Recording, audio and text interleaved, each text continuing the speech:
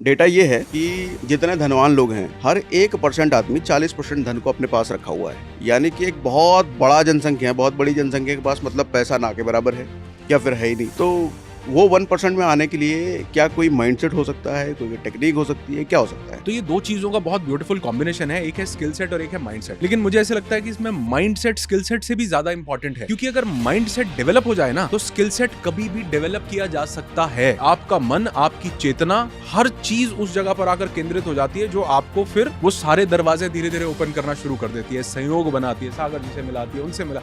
जिंदगी है तो मैं ऐसा अक्सर बोलता हूँ कि जिंदगी ईसीजी की तरह ही चलती है भैया, कभी अप या कभी डाउन। अगर वो सीधी चल रही है तो समझो हैप्पी बर्थडे हो गया, डेट बहुत ज्यादा हो गया। और उसी के कारण जो वो स्ट्रेस कई बार होता है ना, वो स्ट्रेस हमें सिर्फ ये नहीं हो रहा कि मैं फाइनेंशियली स्ट्रगल कर रहा हूँ, तो जिस तरह का इमोशन है उसी तरह की चीजें बॉडी डेवलप करने लगती है उसमें। और डेस्परेशन एक बड़ी नेगेटिव एनर्जी है। जब आप आलस में, सुस्ती में बैठे होते हो ना, आप देखोगे उसके पीछे भी एक बहुत बड़ा कारण स्ट्रेस है। सब चला गया था, लेकिन वो मैकबुक मेरे पास सलामत था। बार में एक स्टार सा बना हुआ था, मेरी जैसे ही वहां पे आई उसके ऊपर से एक पॉपअप आया, आई मूवी। परिवर्तन जो है वो धीरे धीरे डेवलप होता है, बड़ा होता है, जन्म लेता है, फिर उसके बाद मैच्योर होता है। ऑक्सीजन ही सांस को चला रही है, तो भैया जिस दिन बंद होगी 20, 50, 100 सिलेंडर का अरेंजमेंट करना, मैं तो कहीं जाने वाला ही नहीं हूँ। लगाते रहना, ठोको सिद्धू जी की तरह, ठोको एक सिलेंडर लगाते जाओ। कहाँ जाऊंगा मैं? खाली ऑक्सीजन नहीं चला रही है, उसमें एक प्राण शक्ति इंक्लूडेड है। अभी थोड़ी देर पहले आपने आई मूवी का वो जो एग्जाम्पल दिया, आपका मैकबुक बचा हुआ था, तो ये आई मूवी और मैकबुक था तो बहुत पहले से थे, लेकिन मुझे लगता है शायद आप उस सर्चिंग जोन में आए, लुकिंग जोन में आए, तब जाके वो दिखा। तो आदमी, मुझे लगता है मनस्थिति ये बदलने का मतलब, जब आदमी उस सर्चिंग जोन में आ जाए तो चीज़ें होती हैं आसपास ही हैं, दिखना तब शुरू होता है। वही बात है कि किसी को अर्जुन की आंख दिख रही है और किसी को येलो कलर का बढ़िया बढ़िया मीठा मीठा आम दिख रहा है। जो भूखा है उसको आम दिख रहा है, जो वो निशाने का भूखा है उसको चिड़िया की आंख दिख रही है। क्या कोई ऐसी प्रैक्टिस भी होती है मनस्थिति बदलने की?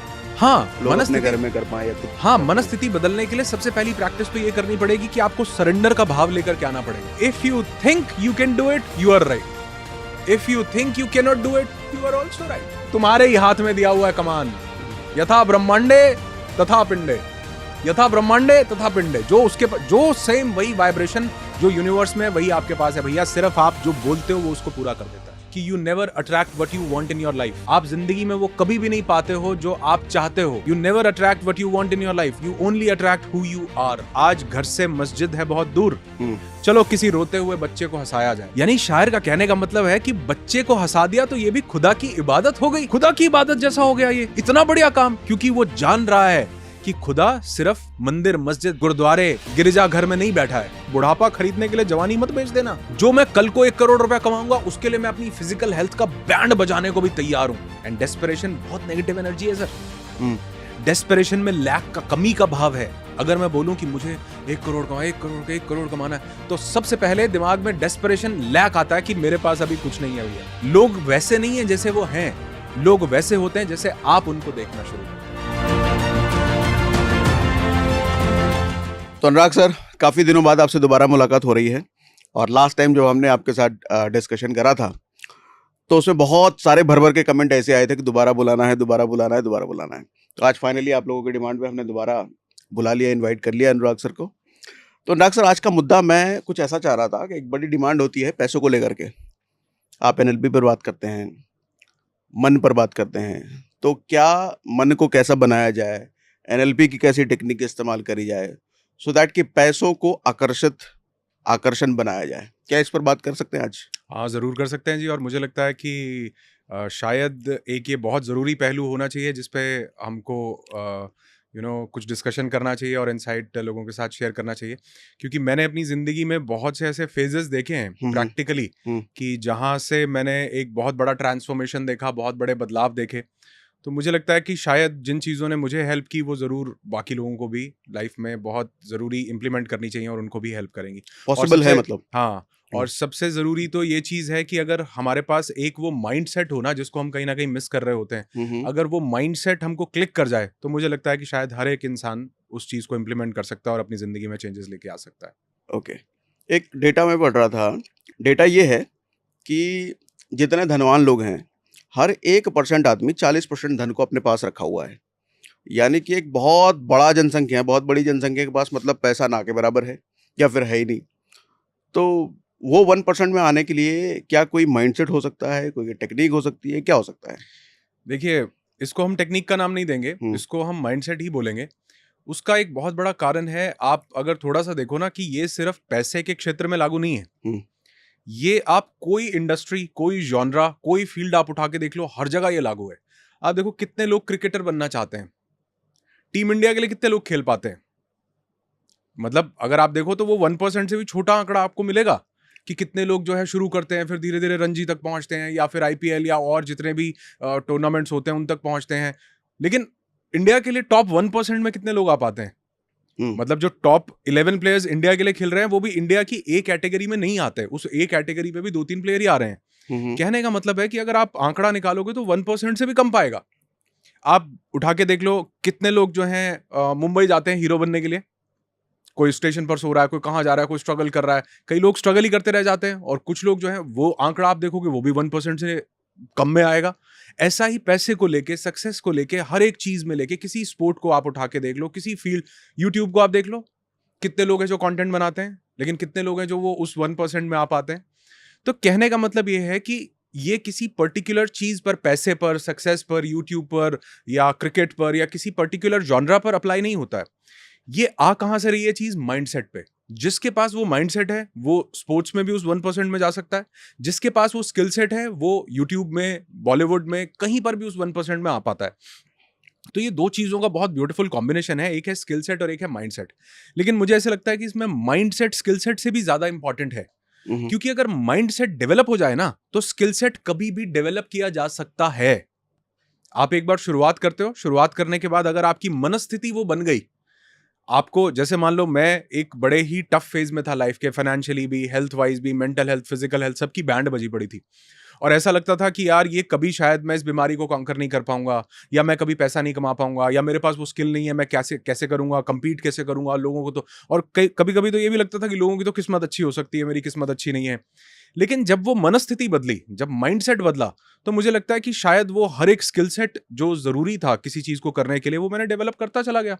और वो ऐसे कहते हैं ना कई बार कई लोग कि वो हलवा है, हुँ, वो हलवे की तरह डेवलप होता जाता है। क्योंकि आपकी पूरी की पूरी बुद्धि, आपका मन, आपकी चेतना, हर चीज उस जगह पर आकर केंद्रित हो जाती है जो आपको फिर वो सारे दरवाजे धीरे धीरे ओपन करना शुरू कर देती है, संयोग बनाती है, सागर जी से मिलाती है, उनसे मिला।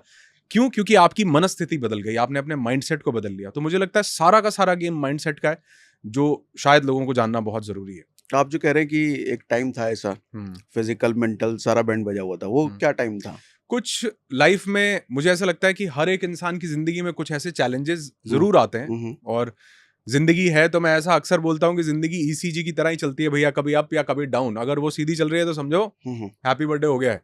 तो जिंदगी में तो उतार चढ़ाव आते रहेंगे, और ऐसा ही मेरी जिंदगी में भी आए। लेकिन वो उतार चढ़ाव कुछ ज्यादा ईसीजी बन रहा था, अप एंड डाउन हो रहा था, कुछ हुँ, फाइनेंशियल स्ट्रगल बहुत ज्यादा हो गया, कुछ ऐसे सर्कमस्टांसेस बने कि कहीं पर बहुत बड़ा लॉस हुआ, और उस लॉस के बाद मुझे ऐसा लग रहा था कि मैं जिंदगी में रिकवर नहीं कर पाऊंगा। हुँ, हुँ, डेट बहुत ज्यादा हो गया, और उसी के कारण जो वो स्ट्रेस कई बार होता है ना, वो स्ट्रेस हमें सिर्फ ये नहीं हो रहा कि मैं फाइनेंशियली स्ट्रगल कर रहा हूं। उस स्ट्रेस के कारण जिस तरह का भी मेरे इमोशंस हैं, जिस तरह के भी मेरे भाव हैं, मेरी बॉडी उसी तरह की डिजीजेस डेवलप करने लगती है। क्योंकि जो स्ट्रेस है अपने आप में वो भी एक विकार है। मैं अपने माइंड में किसी चीज के बारे में कुछ नेगेटिव चीज लेकर के आ रहा हूं, थॉट लेकर के आ रहा हूं, फंसा हुआ हूं उसी लूप में, तो मेरी बॉडी भी उसी लूप में फंस जाती है, वो भी नेगेटिविटी के नेगेटिव हार्मोन्स रिलीज करना शुरू करती है। ओके, इसको लुइस हे बड़ा अच्छा बताती हैं। एक ऐसी लेडी हुई जिन्होंने अपने एक लाइफ थ्रेटनिंग डिजीज को, कैंसर को खुद से हील किया, और आज वो लाखों लोगों के लिए प्रेरणा का स्रोत बनी हुई हैं। उनकी कुछ बुक्स हैं जैसे you can heal your life, you can heal your body. उसमें लुइस हे बताती हैं कि जिस तरह के भाव हमारे यहाँ पर होते हैं ना, उसी तरह का डिजीज या उसी तरह का डिसऑर्डर हमारा शरीर भी डेवलप करना शुरू कर देता है, because mind and body are interconnected. जैसे एक एग्जाम्पल आपको देना चाहूंगा, और उनका ये मानना है, मेरा भी मानना है, कि our mind doesn't know the difference between imagination and reality. इसको पता नहीं है क्या मैं सोच रहा हूं और क्या सच में हो रहा है। अगर मैं अपने दिमाग में सोच रहा हूं कि मैं सागर जी के पास साथ बैठा हूं और पॉडकास्ट कर रहा हूं, तो ये पॉडकास्ट रियल हो रहा है। और अगर मैं रियल बैठ के पॉडकास्ट कर रहा हूं तो भी ये रियल होता है, क्योंकि जब यहां चल रहा होता है तो दिमाग को नहीं पता कि रियल क्या है और इमेजिनरी क्या है। तो लुइस हे एक बात बोलती हैं कि कोई भी इमोशन है, वो इमोशन आपकी बॉडी में सर्टेन केमिकल्स रिलीज करता है। और वो केमिकल्स जिस तरह का भाव है उसी तरह के इंपैक्ट क्रिएट करता है। जैसे यदि आपके माइंड में ये इमोशन सप्रेशन का आ गया कि वो कहती है जिस इंसान के पास परिवार की जिम्मेवारी आ गई, उसके कंधे पे पूरी फैमिली का बोझ आ गया, उसके एकदम से रिस्पॉन्सिबिलिटी उसके पास आ गई और उसको लगा कि यार बहुत बोझ है, परिवार का एकदम से भार आ गया है, तो आप देखोगे वो अपनी गर्दन में, कंधे में, पीठ में दर्द डेवलप कर लेगा, सर्वाइकल हो जाएगा। ऐसा होता है? 100% आप देखना कितने कमेंट्स हमारे पास आते हैं कि वाकई यार ऐसा है। लेकिन आज से पहले हमने रियलाइज नहीं किया। आज से पहले तो सिर्फ हम कह रहे हैं कि इसको क्योर कर लो, गोली खा लो, ये कर लो, लेकिन वो ठीक नहीं हो रहा, क्योंकि वो आउटसाइड इन नहीं मिला है, वो इनसाइड आउट फ्लो करने वाली चीज है, वो अंदर से मिली हुई चीज है, और हम उसको बाहर से क्योर करना चाह रहे हैं। हम उसको सप्रेस तो कर पाते हैं, रोक तो पाते हैं, लेकिन हम उसको ठीक तब कर पाते हैं जब हम उस इमोशन को जड़ से मिटाएंगे। आप देखोगे दिमाग पर जब वो बोझ ले रखा है, जब वहां से वो लिबरेट होगा, तो वो बोझ हटने से पीठ और गर्दन और कंधे का दर्द ठीक होने लगेगा। ओके। और कितने लोगों को देखना, आप देखना रेजोनेट करेंगे लोग कि जब एक्चुअल में वाकई में परिवार की एकदम से जिम्मेवारी आई, उसके बाद से पता ही नहीं लग रहा कि ये दर्द क्यों नहीं जा रहा है, कहां कैसे आ गया। तो जिस तरह का इमोशन है उसी तरह की चीजें बॉडी डेवलप करने लगती है। तो मेरे पास उस टाइम पर जो इमोशंस थे लैक के, कि पैसा चला गया, सब कुछ चला गया, होप बिल्कुल खत्म हो चुकी थी कि कुछ नहीं होगा, अनवर्दीनेस की फीलिंग कि मैं कुछ नहीं कहूं, मैं कुछ कर नहीं सकता, मेरी सेल्फ वर्थ शैटर हो चुकी थी कि यार मैं तो जिंदगी में। और देखो कि जब भी लाइफ में किसी इंसान की जिंदगी में चैलेंज आता है तो उसकी सेल्फ वर्थ सबसे पहले खत्म होती है, क्योंकि उसको लगता है यार मैं कुछ कर ही नहीं पा रहा हूं, कितनी कोशिश कर रहा हूं, यहां हाथ पैर मार रहा हूं, वहां वो कर ही नहीं पा रहा हूं। लेकिन वो जो हाथ पैर मारने की एनर्जी है वो सब नेगेटिव इमोशंस के कारण निकल रही है, वो डेस्परेशन है उसमें, और डेस्परेशन एक बड़ी नेगेटिव एनर्जी है। तो वो धीरे धीरे माइंडसेट भी खराब हुआ, बॉडी में भी डिजीज डेवलप होनी शुरू हुई। ऐसे लगता था कि यार इतनी छोटी उम्र में, कई लोग बोलते इतनी कम उम्र में इतना बीपी, ये कैसे हो रहा है, ये तो 80-90 में होता है। लेकिन आज पता चलता है ये तो 80-90 में भी नहीं होता है, तो सारा का सारा माइंडसेट का गेम है। तो वो स्ट्रेस की वजह से कहीं ना कहीं बहुत सारी डिजीजेस, बहुत सारा फाइनेंशियल स्ट्रगल जो चल रहा था, मुझे ऐसा लगता था कि मैं जिंदगी में शायद कभी इससे बाहर नहीं निकल पाऊंगा।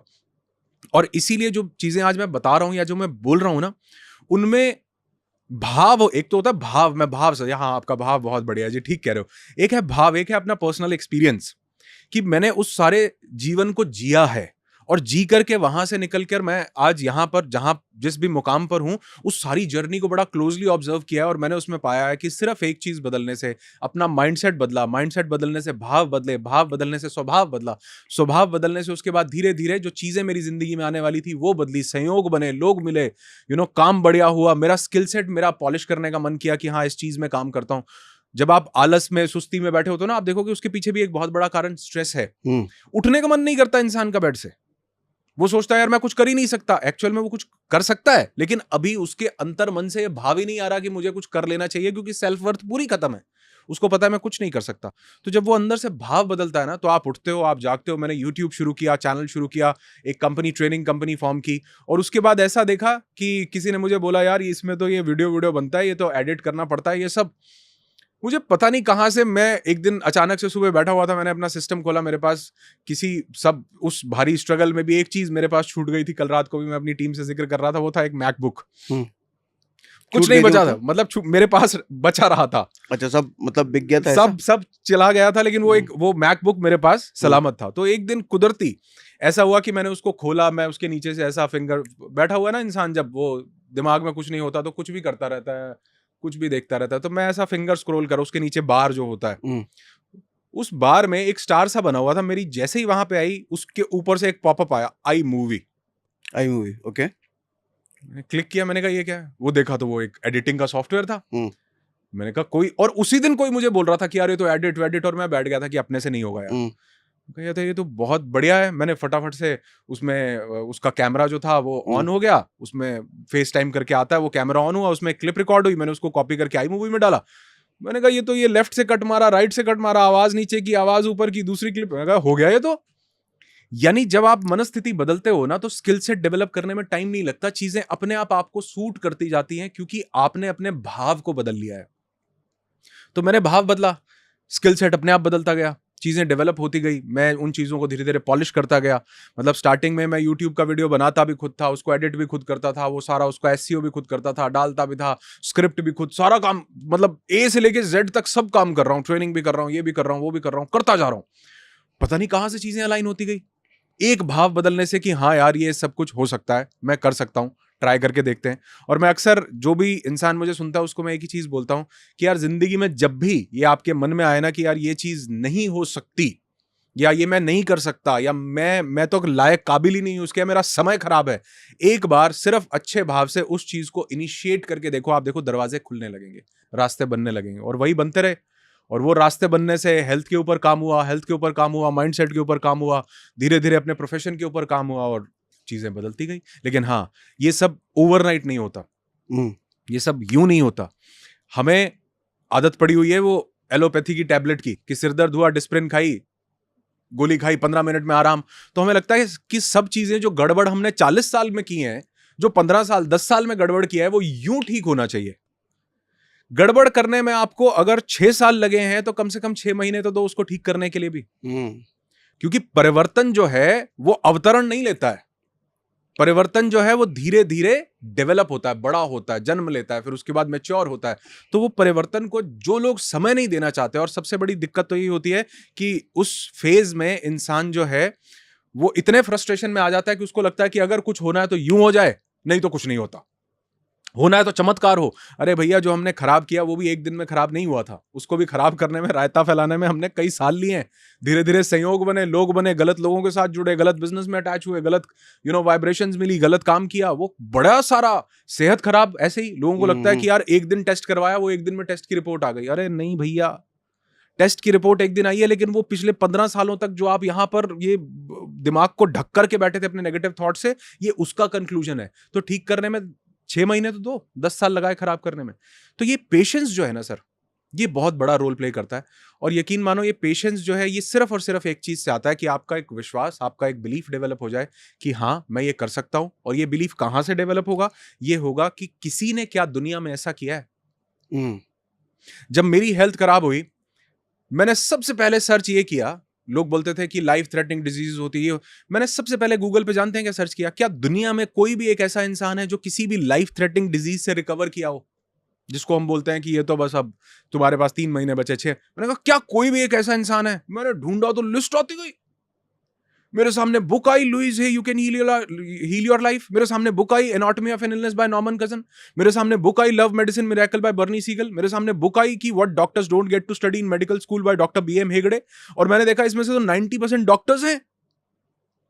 ये जो लोग बात बोल रहे हैं ये आम इंसान नहीं है, ये पढ़े लिखे लोग हैं। पढ़े लिखे लोग हैं, जिन्होंने मेडिसिन में कोई एमडीए, कोई एमबीबीएस है, किसी ने पता नहीं कोई कितना बड़ा कार्डियोलॉजिस्ट है, जिनका बर्नी सीगल का मैं नाम ले रहा हूं, यूएस के बहुत बड़े सर्जन है, पीडियाट्रिक सर्जन। ये कौन लोग हैं? क्या कोई एक भी एविडेंस है जिन्होंने अपने आप को? डॉक्टर जो डिस्पेंजा, रीढ़ की हड्डी टूट जाती है सर, वर्टेब्रेज 8 मणके टूट गए रीढ़ की हड्डी के। लोग, डॉक्टर बोल रहे हैं कि तुमको जो है सर्जरी करवानी पड़ेगी, नहीं तो पूरी जिंदगी पैरालाइज्ड हो जाओगे। डॉक्टर जो डिस्पेंजा बोल रहे हैं कि क्या मैं इसको अपने आप से नहीं ठीक कर सकता? डॉक्टर बोल रहे हैं कि नहीं, ये तो अगर नहीं ठीक करवाया तो या तो मर जाओगे या पैरालाइज्ड। उसने बोला ऑपरेशन करवा के क्या मैं ठीक? उन्होंने बोला नहीं, ठीक नहीं हो सकते, रहोगे सारी उम्र व्हीलचेयर पर, लेकिन जिंदा बचे रहोगे, पैरालाइज्ड नहीं होगे, मतलब थोड़ा बहुत कुछ कर पाओ। वो महेश योगी जी को बहुत सुनते थे। ये कौन है? महर्षि महेश योगी हुए एक बहुत ऐसे व्यक्तित्व के धनी, शानदार इंसान, स्वामी रामा को सुनते थे। स्वामी रामा एक ऐसे इंसान हुए जिन्होंने अपनी ब्रेथ के ऊपर काम करके पूरे अमेरिकन को चकित कर दिया था कि कैसे अपनी सांसों को रोक के मृत्यु की स्टेट में जाने के बाद उन्होंने, जब उनको क्लिनिकली डेड डिक्लेयर कर दिया गया, उसके बाद वो अपनी सांसों पे कंट्रोल लेके वापस आते हैं। और अमेरिका, आप गूगल कीजिए, आप इनके फोटोग्राफ्स, इनके वीडियो सब देखिए। और ये कोई बहुत पुरानी बातें नहीं बता रहा हूं कि 5000 साल पहले, 10,000 साल, अरे नहीं, तो 50, 60, 100, 150 साल पुरानी बात सारी आपको बता रहा हूं। ये थोड़ा खुल के बताइए। स्वामी रामा एक ऐसे शख्स हुए जो अपनी सांसों को कंट्रोल कर लिया करते थे। यानी हमारी सांसें हमारे हिसाब से नहीं चल रही हैं। हमारी सांस आप देखो बहुत ज्यादा छोटी हो चुकी है, बहुत छोटी, और ऐसा बोला फास्ट ब्रीदिंग होती है, बहुत फास्ट ब्रीदिंग है। इतनी ज्यादा छोटी है कि हमारी सांस ऐसा लग रहा है कि गले से, एक्चुअल में तो वो हमारे लंग्स में जा रही है, लेकिन ऐसा लग रहा है कि इतनी छोटी है कि यहां से आ रही है, यहां से ही चली जा रही है। जो कि जिसको हम सांस बोल रहे हैं, जिसको हम सोच रहे हैं कि ये ऑक्सीजन से सब कुछ चल रहा है, एक्चुअल में उस ऑक्सीजन में एक एलिमेंट इंक्लूडेड है जिसको आज धीरे धीरे ईथर के नाम से जाना जा रहा है, लेकिन हम उसको सदियों से प्राण के नाम से जानते हैं। चाइनीज इसको ची के नाम से जानते हैं। वो प्राण वायु एक्चुअल में फ्लो हो रही है, खाली ऑक्सीजन का गेम नहीं है। इसीलिए मैं अक्सर बोलता हूं कि अगर ऑक्सीजन ही सांस को चला रही है तो भैया जिस दिन बंद होगी 20-50-100 सिलेंडर का अरेंजमेंट करना, मैं तो कहीं जाने वाला ही नहीं हूं।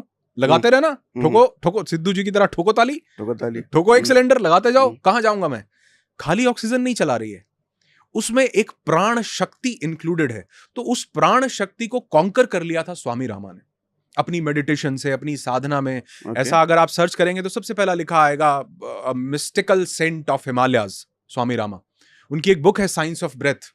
मतलब हम उस बुक को अपने हमारे जो इवेंट्स होते हैं, हम उसका पूरा सार लोगों को समझाते हैं, और लोग 2 घंटे के अंदर जब उस चीजों को इंप्लीमेंट करते हैं अपने ऊपर, तो वो कहते हैं यार ये ऐसा कुछ भी हो सकता था। मतलब कई चीजें तो हम अज्ञानता के कारण नहीं कर पा रहे हैं कि हमें पता ही नहीं है कि ये चीज एग्जिस्ट करती है, हमें पता ही नहीं है कि ये चीज दुनिया में हो सकती है। तो स्वामी रामा को वो पढ़ते थे, वो जानते थे। स्वामी रामा इकलौते ऐसे इंसान थे जिन्होंने अमेरिकन ने कहा कि यार ऐसे कैसे कोई इंसान अपनी सांस पे काबू करके अपने शरीर के अंगों को रोक लेता है। शरीर के अंगों को रोक लेता है मतलब अपने शरीर काम करना बंद कर चुका है, बॉडी में कुछ भी नहीं है। आप कह रहे हैं वो डेड डिक्लेयर कर दिया, क्लिनिकली डेड डिक्लेयर कर दिया गया। आप गूगल कीजिए, आप उनकी बुक्स को पढ़िए, क्लिनिकली डेड डिक्लेयर कर दिया गया। और जब क्लिनिकली डेड डिक्लेयर किया सब कुछ, उनको भी लगा कि भाई ये तो बंदा फेक था, ये तो ऐसे वैसे, अब तो इसका क्रेमेशन करना, अब तो ये। और वो चमत्कारिक रूप से थोड़ी देर के बाद अपनी सांसों को वापस से हासिल करके और वापस आते हैं, और वो अमेरिकन भी चकित हो जाते हैं कि ऐसे ऐसा क्या हो रहा है। तो उनको भी, अमेरिकन को भी, या दुनिया में बाकी लोगों को भी कहीं ना कहीं कुछ समझ में आता है कि यार हिंदुस्तान में कुछ तो है इनके पास, जो इनके पुराने लोग जो इनको दे करके गए हैं। और इसमें आश्चर्यचकित होने वाली बात नहीं है कि जब जिंदगी के सबसे टफ फेज में होते हैं स्टीव जॉब्स, तो वो हिंदुस्तान का रुख करते हैं, नीम करोरी बाबा के पास आते हैं। कोई आश्चर्यचकित होने वाली बात नहीं है कि वो मार्क जुकरबर्ग को भी यही बता करके जाते हैं कि भैया कभी अगर जिंदगी में कुछ जरूरत लगे ना, हॉट या नॉट बनाई चल नहीं रही, उन्होंने कहा कभी ऐसा हो तो हिंदुस्तान जाना। नीम करोरी बाबा तो नहीं है, लेकिन वो एनर्जीज आपको जरूर मिलेंगी, क्योंकि वो हिंदुस्तान आकर वो जान पाते हैं कि एनर्जी, फ्रीक्वेंसी, वाइब्रेशन, जिसको आज साइंस, क्वांटम साइंस डिस्कवर कर रही है, ये हमारे योगियों ने कई सदियों पहले अपने अंदर उतर के जान लिया था कि ये सब चीजें कैसे कार्य कर रही हैं। तो कहीं ना कहीं उन्होंने जब स्वामी रामा को पढ़ा, महर्षि महेश योगी जी को बहुत मानते थे और देखते थे कि कैसे मेडिटेशन चमत्कार कर रही है, विजुअलाइजेशन कैसे काम कर रही है। तो उन्होंने विजुअलाइज करना शुरू किया कि मेरी रीढ़ की हड्डी जो है जुड़ रही है, जुड़ चुकी है, बिल्कुल ठीक हो चुकी है। ठीक होने के बाद मैं कहां घूम रहा हूं, किन लोगों के साथ मिल रहा हूं, क्योंकि जैसा आपकी मनस्थिति है, जैसे आपके विचार भावनाएं हैं, उसी तरह आपकी बॉडी रिएक्ट करती है सर। जैसा विचार चल रहा है। और धीरे धीरे, आपको क्या लगता है कि इसमें उनको 5 साल लगे? सिर्फ 3 महीने के अंदर, 12 हफ्ते के अंदर वो खुद चल करके हॉस्पिटल जा रहे हैं। ओके, खुद चल के हॉस्पिटल जा रहे हैं। और आज वो लोग हैं कि लोगों की, लाखों लोगों की लाइफ थ्रेटनिंग डिजीजेस और पता नहीं क्या क्या ठीक कर रहे हैं। और क्या कभी आप मतलब उनके इवेंट्स देखो, सेमिनार्स देखो, शायद पूरी दुनिया में इतना बड़ा काम कोई नहीं कर रहा जो डॉक्टर जो डिस्पेंजा कर रहे हैं।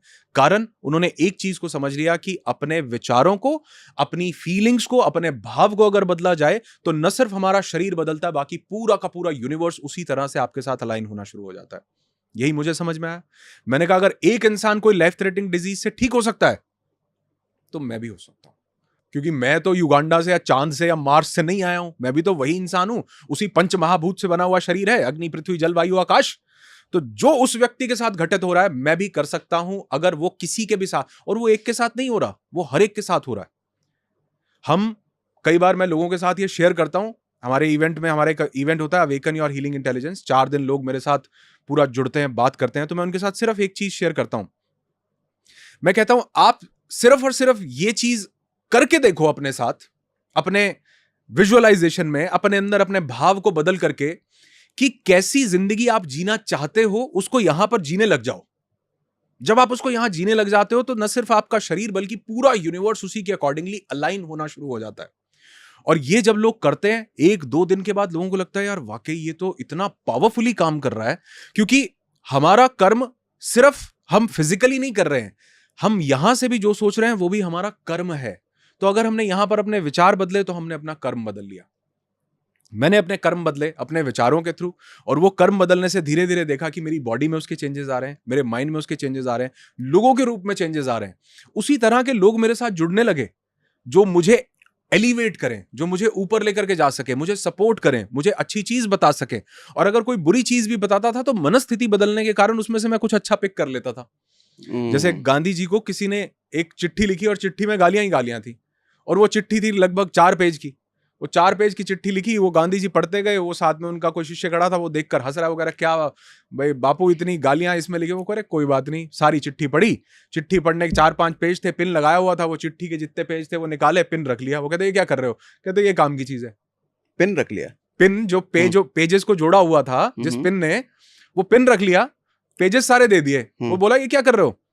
कहते ये काम की चीज है, काम आएगा। ये अपने काम का नहीं है, साइड में कर दो। ओके। तो हर एक ऐसी परिस्थिति में, हर एक ऐसी चीज में हमें कुछ ना कुछ काम की चीज जरूर मिल जाती है, अगर हमारा मन, हमारा भाव वैसा है उसमें से कुछ अच्छा देखने का। तो वो देखा, और आज सब कुछ आपके सामने है कि कैसे चीजें बदलती हैं। और मैं इसका एक साक्षात लाइव एग्जाम्पल हूं कि क्या तो स्ट्रेस और क्या तो डिप्रेशन और क्या तो सुसाइडल थॉट्स और क्या तो anti depressant pills, sleeping pills, क्या फाइनेंशियल स्ट्रगल, और जिंदगी में हर उस चीज से निकला।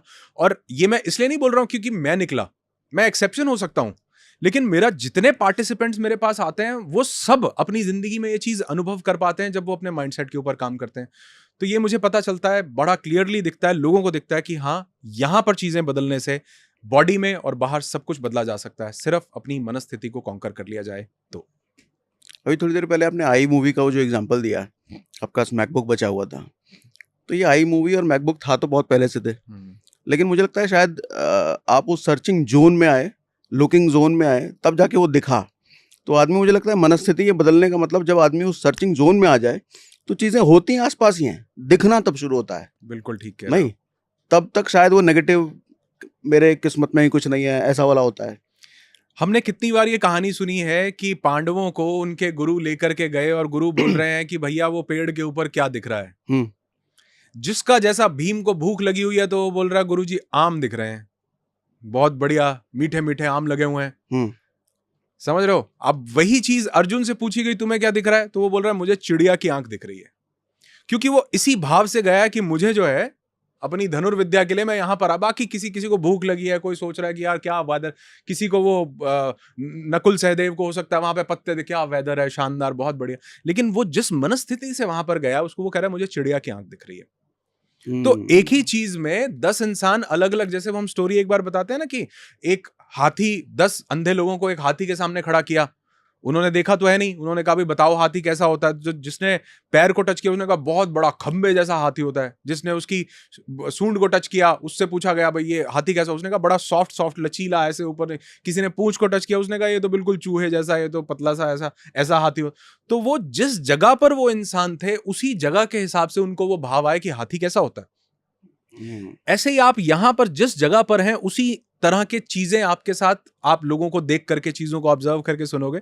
एक बड़ी अच्छी स्टोरी है, ओशो से सुनी थी, और इसमें वो बताते हैं कि एक इंसान, अपने वृद्ध इंसान है, बूढ़ा इंसान है, अपने गांव के बाहर बैठा हुआ है। एक राहगीर वहां गांव से गुजर रहा है, उसको अपना गांव चेंज करना है, बदलना है, पुराने गांव से निकल करके आया है। ठीक है। तो वो उस वृद्ध इंसान से, गांव के बैठे बाहर बूढ़े इंसान से पूछता है कि ये जो गांव है, ये गांव के लोग कैसे हैं? कहते क्या करना है? कहते मुझे शिफ्ट होना है, मैंने काम बदल लिया तो मैं नई जगह यहां पर आना चाहता हूं, मुझे बदलना है। तो वो कहते पहले ये बताओ जिस गांव में तुम रहते थे उस गांव के लोग कैसे थे? वो सोचता है यार ये क्या सवाल हुआ। कहते लेकिन फिर भी बताओ उस गांव के लोग कैसे थे? कहते इतने बेकार थे, इतना मतलब तंग करके रखते थे कि वहां से निकलने ऐसे लगता था कि कब यहां से निकलूं और बढ़िया जगह पे जाऊं। पर ये गांव के लोग कैसे हैं? कहते ये गांव के लोग उससे भी ज्यादा बेकार हैं। 2 ही दिन में लगेगा कि तंग हो गए, फिर ढूंढोगे कि नया गांव, यहां मत बसो, कहीं और जाओ। एक दूसरा व्यक्ति आता है, वो पूछता है उस इंसान से कि बाबा ये गांव के लोग कैसे हैं, मुझे इस गांव में बसना है। कहते पहले ये बताओ जिस गांव में रहते थे वहां के लोग कैसे थे? कहते तो काम के चक्कर में निकलना पड़ा, लेकिन ऐसे इंसान थे ऐसा लगता था स्वर्ग में रह रहा हूं। इतने खूबसूरत, इतने अच्छे, इतने दिल के साफ, इतने नेक, इतने मदद करने वाले, इतने बढ़िया लोग थे। लेकिन ये गांव के लोग कैसे हैं? कहते भूल जाओगे पुराने गांव के लोगों को, उससे भी 10 गुना ज्यादा अच्छे लोग आपको यहां पर मिल जाएंगे, इतने नेक दिल मिलेंगे, इतने अच्छे मिलेंगे। उस बाबा से किसी ने पूछा ऐसा क्यों बता रहे हो? कहते ये जैसी मनस्थिति से आए हैं वैसे ही ये इन लोगों को भी रिसीव करने वाले हैं। अगर किसी को लगता है पुराने लोग बहुत खराब थे तो यहां भी सब लोग खराब ही मिलने वाले हैं भैया। अगर किसी को लगता है पुराने लोग बहुत अच्छे थे तो यहां उससे भी अच्छे लोग मिलने वाले हैं, क्योंकि लोग वैसे नहीं है जैसे वो हैं, लोग वैसे होते हैं जैसे आप उनको देखना शुरू करते हैं। तो इसलिए जो आप कह रहे हो वो बिल्कुल ठीक है कि जैसे हमारे यहां पर चीजें होती हैं वैसा ही चीजें को हम देखना शुरू करते हैं। वो मैकबुक में पहले 50 बार खोला होगा, बंद किया होगा, देखा होगा बड़ा सुंदर है, पीछे एप्पल का लोगो बना हुआ है, लाइट जलती है, बहुत बढ़िया है, लेकिन उस दिन ध्यान गया सिर्फ और सिर्फ आई मूवी पे, उस दिन ध्यान गया सिर्फ और सिर्फ चिड़िया की आंख पे, क्योंकि ढूंढ आप ऐसा ही कुछ रहते हैं। क्योंकि मनस्थिति वैसी बनाने के आगे अग्रसर हो रहा था कि मुझे ये चीज करनी है, तो वही चीजें सामने आने लगी, दिखने लगी। पैसों को आकर्षित करने के लिए क्या किस तरह का मनस्थिति बनाया जाए?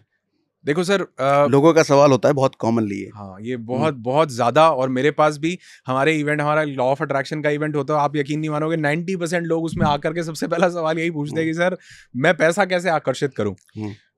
तो एक्चुअल में जो हमारा इवेंट होता है उसका नाम है लॉ ऑफ अट्रैक्शन, लेकिन मैं लॉ ऑफ अट्रैक्शन सिखाता नहीं हूं। मैं किसी को नहीं बोलता हूं कि आपको कुछ अट्रैक्ट करना है, मैं इसका बिल्कुल उल्टा करता हूं। वो कैसे?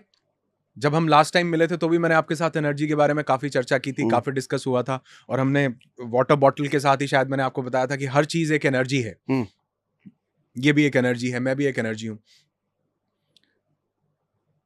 हमारे योगी सदियों पहले से ये बात बोल करके क्या आए कि यथा ब्रह्मांडे तथा पिंडे, जो पूरा ब्रह्मांड है वही ये पिंड है, मतलब हम सब वही एनर्जी से मिलकर के बने हैं, वही पंचमहाभूत से मिलकर के बने हैं, पंचमहाभूत में विलीन हो जाते हैं। जो मिट्टी की थी मिट्टी में चली जाती है, जो अग्नि थी अग्नि ले जाती है, जो वायु में थी वो वायु में विलीन हो जाती है। लेकिन साइंस आज डिस्कवर कर रही है, हमको न्यूटन बता रहे हैं, हमको आइंस्टीन बता रहे हैं कि everything is energy and energy can not be created not destroyed, it can only be transformed. आप नया कुछ नहीं बना, सब चीजें ट्रांसफॉर्म एक रूप से दूसरे प्रारूप में बदल रही हैं। तो मैं कहता हूं भैया अगर सब कुछ एनर्जी है तो तुम्हें अट्रैक्ट करने की क्या जरूरत है? क्या चीजें तुम्हारे पास नहीं अट्रैक्ट होकर आ सकती?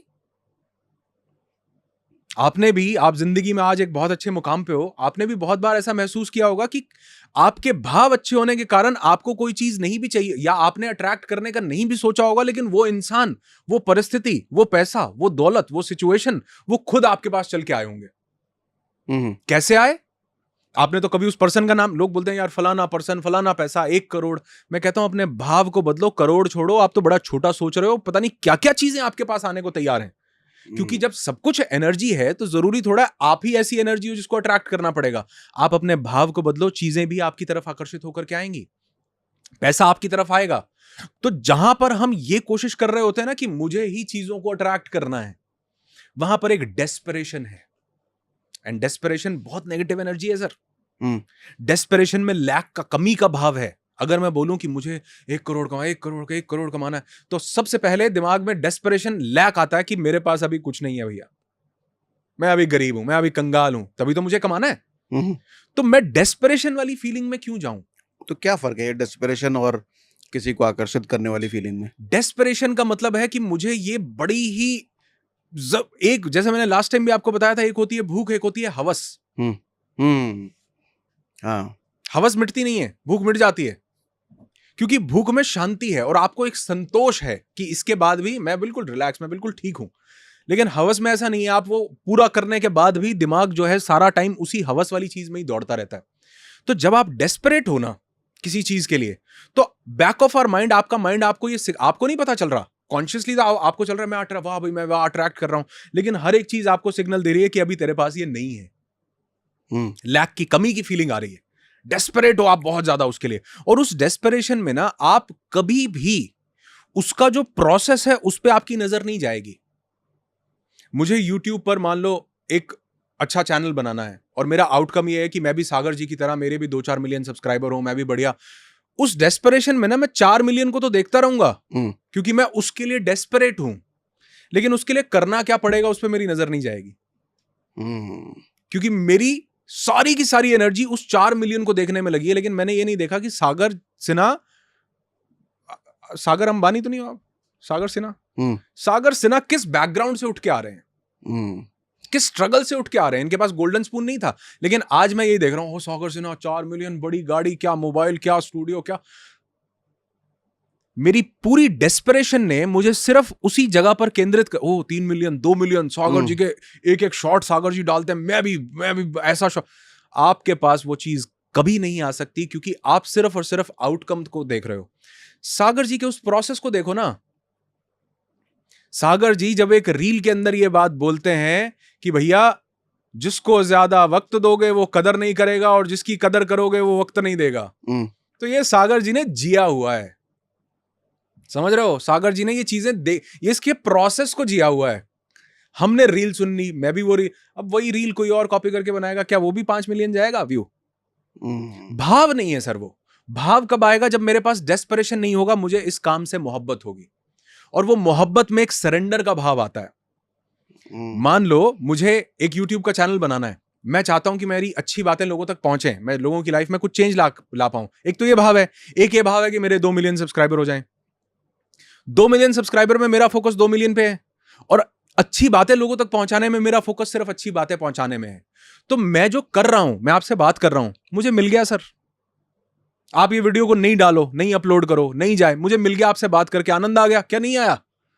क्या मुझे ये भाव है कि आप ये वीडियो कितने मिलियन टच करेगा, कितना व्यू आएगा? नहीं। 2 लोगों ने भी सुना, उनकी जिंदगी में भी बदलाव आया, बहुत काफी है, बहुत बढ़िया है। एक इंसान की जिंदगी में भी इंपैक्ट आया, काफी है, बहुत बढ़िया है। तो हमें ये काम करके मजा आ रहा है सर। हम यहां बैठे हैं, हमारी एनर्जीज बड़ी हाई है। क्या आपके माइंड में ये है किस डेट को डालना है, कब होगा, कितने मिलियन व्यूज, क्या है माइंड में? नहीं। क्या मेरे माइंड में ये हो सकता है कि हम इसके बारे में चर्चा करें? मैं तो सीख रहा हूं आपसे। हमारे पास डेस्परेशन ही नहीं है सर। और लग सकता है कि बड़ा आसान है बोलना, भैया आज तुम वहां पहुंच चुके हो। अरे नहीं, ये शुरुआत वहीं से करनी पड़ेगी जब आप पहुंचे नहीं हो, यहां से बदलना पड़ेगा। तो डेस्परेट नहीं होना। हाँ, आपको गोल जरूर सेट करना है, लेकिन अगर आप गोल के साथ अड़े रहे तो याद रखना श्री कृष्ण की वही बात कि आपको, श्री कृष्ण बोलते हैं कर्मण्येवाधिकारस्ते मा फलेषु कदाचन, यानी कर्म करो, फल की चिंता नहीं करो। लेकिन अगर मैं 4 मिलियन 2 मिलियन कितने व्यूज क्या चीज ये सोच रहा हूं, तो मैं फल की चिंता के साथ ही अटैच हूं, मेरा कर्म के साथ तो अटैचमेंट ही नहीं है।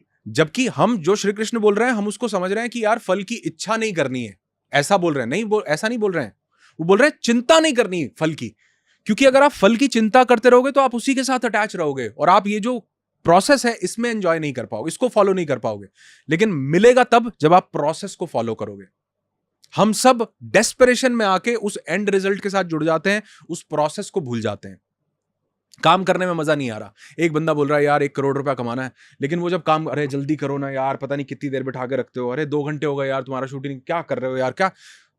उसको सिर्फ एक ही चीज चाहिए कि एंड में क्या मिल जाए। क्या मिलेगा? अरे नहीं यार, ये बात करते करते आनंद आ रहा है, हाँ मजा आया बात की, क्या इसमें एनर्जीज नहीं है? इसमें एनर्जीज है। तो यहाँ पे आप 2 घंटे छोड़ो, आप सारी रात बिठा कर रखो, आप सारी रात भजन करेंगे, हवन करेंगे, लगे रहेंगे, गाते रहेंगे, बातें करते रहेंगे। क्यों? क्योंकि इसमें आनंद है।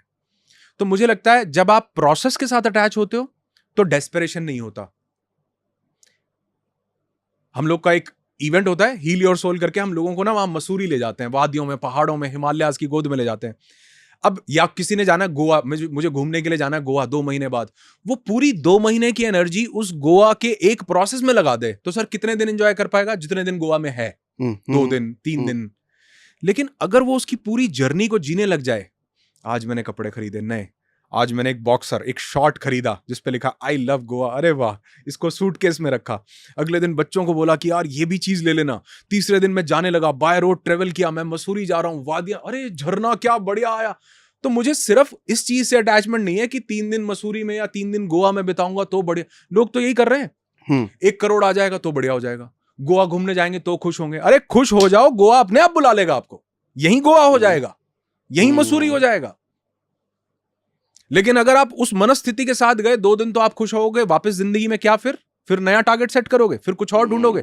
गोल सेट करना गलत नहीं है, लेकिन गोल के साथ उसका जो प्रोसेस है उसे भूल जाना, उसको आनंदमय होकर के जीना। कि आज ये शॉर्ट्स खरीदे गोवा, अरे यार ये भी बहुत बढ़िया, उस दिन ये करना बहुत बढ़िया, और गोवा से आने के बाद भी अरे वाह क्या आनंद था। ये नहीं कि गोवा वहां तो बढ़िया था, यहाँ तो गर्मी बड़ी, दिल्ली का टेम्परेचर बड़ा, ये तो क्या, अरे आनंदमय, उसी विजुअलाइजेशन में रहो कि क्या बढ़िया आनंद था क्या। तो जो काम आप कर रहे हो उसके प्रोसेस से आनंद लेना, उसके साथ अटैच होना, मुझे लगता है ये जितनी चाहो उतनी अबंडेंट एनर्जीज को, पैसे को, लोगों को, परिस्थितियों को, सब चीजों को आपकी जिंदगी में लेकर के आता है, और वो खुद आपके पास अट्रैक्ट होकर के आती है। आप कभी भी एक्सपेरिमेंट करके देखना सर, कभी भी। मुझे एक बात बताओ, आपके यहां पर मुझे कोई चींटी नहीं दिख रही है, कोई वो चींटा नहीं दिख रहा है, मकोड़ा उसको हम बोलते हैं, कोई कीड़ी, कोई ऐसा एंट, कोई कुछ नहीं दिख रहा है आपके पूरे यहां पर। छोटा सा एक्सपेरिमेंट करके देखना सर, एक गुड़ की डली गिरा दो, आ जाएंगे सब। आपने तो, गुड़ ने तो कोई हेलो हेलो माइक टेस्टिंग की नहीं कि हेलो मैं गिर चुका हूं, आओ मेरे पास, कोई ऐसा किया क्या? नहीं। चींटी अपने आप आ जाएगी। क्यों? क्योंकि उसकी फ्रीक्वेंसी की चीज उसको मिल गई है। उसको सेंसेस, वो अपनी सेंसेस से देख लेगी। अरे 50 मीटर दूर, एक दो घर दूर भी कुछ गिरा होगा ना, वहां पे भी चींटियां आ जाएंगी आसपास की, जो कहीं छुपी कहीं कहीं भी होंगी। तो ऐसा नहीं है कि आप चीजों को आकर्षित करते हो, आप भी करते हो, लेकिन अगर आपकी वाइब्रेशंस प्योर हो जाए, आप उस हायर लेवल पर चले जाओ, तो चीजें, लोग, परिस्थितियां सब आपकी जिंदगी में आने लगते हैं धीरे धीरे करके। सिर्फ जरूरी इतना है कि आप अपने भाव को बदलो, अपनी मनस्थिति को बदलो, जिससे कि आप देखोगे कि पूरा यूनिवर्स आपके पास उन सब चीजों को लेकर के आएगा जो आप अपनी जिंदगी के सपने में भी नहीं सोच सकते हो। मतलब ये भी नहीं सोच सकते हो, मैं आज ये भी नहीं सोच सकता हूं कि एक जन्म में भी ये हो सकता है क्या जो मेरे साथ हुआ। मुझे तो तब लगता था कि इसके लिए तो 5, 7, 10 जन्म लेने पड़ेंगे, फिर भी आज मुझे लगता है ये एक ही जन्म में हो रहा है क्या? एक ही जन्म में कहां से कहां आया हूं? तो ये सिर्फ और सिर्फ भाव बदलने से, आपकी मनस्थिति बदलने से, आपके विचार बदलने से, आपकी फीलिंग्स बदलने से। एक बहुत अच्छी बुक है डॉक्टर वेन डायर की, पावर ऑफ इंटेंशंस, की नीयत बदल लो सब बदल जाता है। ओके। नीयत बदलने से नियति बदल जाती है। कि आपने नीयत बदली, आप देखोगे जैसे ही आपके भाव बदले, सब चीजें उसी तरह से अलाइन होकर आपके पास आने लगी। तो लॉ ऑफ अट्रैक्शन, मुझे ऐसे लगता है कि अगर हम डेस्परेशन के भाव में जाएं कि मुझे ही सब चीजों को अट्रैक्ट, मैं ये पालूं, मैं वो पालूं, अरे नहीं, उस पाने के लिए करना क्या पड़ेगा वो करने लग जाओ, समर्पित कर दो, सरेंडर कर दो, आप देखो चीजें अपने आप आपके पास आने लगेंगी। और अगर आपको लगता है वो फिजिकली नहीं हो पा रही, तो उनको यहां करना शुरू कर दो, क्योंकि ये भी कर्म ही है।